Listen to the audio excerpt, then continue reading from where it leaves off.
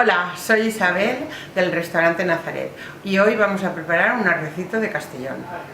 Para elaborar este arroz necesitamos los siguientes ingredientes: langostinos, rape, sepieta, alcachofas, ajos, aceite, tomate y sal.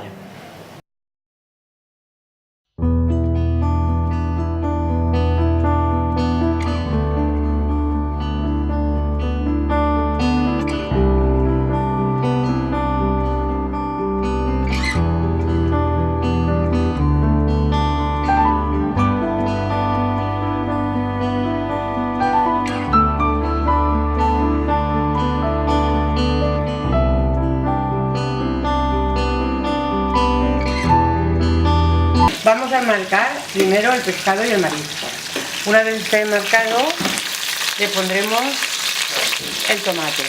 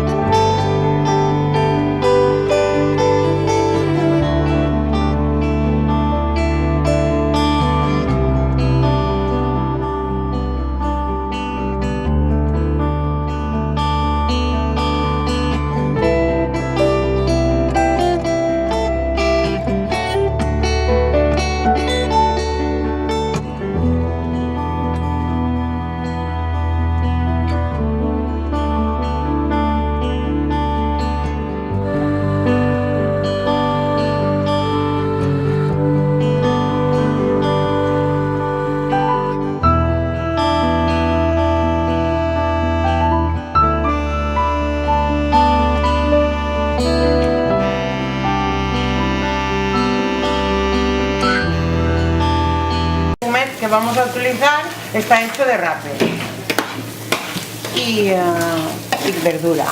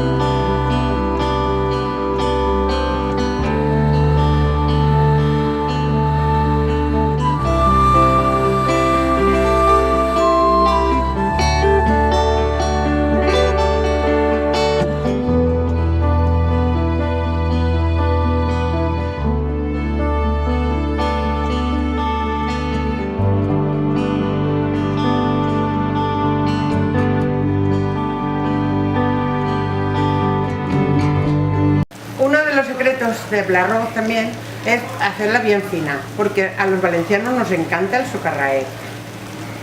Bueno, como veréis, es muy sencillo preparar un arroz de Castellón.